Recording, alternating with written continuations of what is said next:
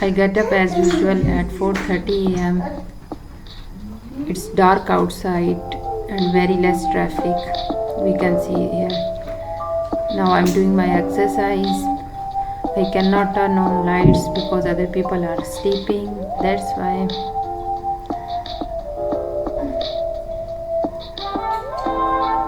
After exercise, I am having my breakfast and also flax seeds.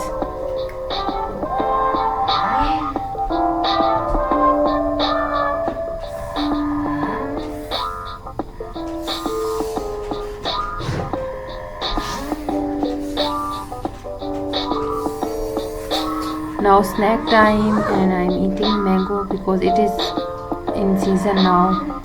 For lunch, same brown rice with some amount of protein, green salad, and spinach potato curry.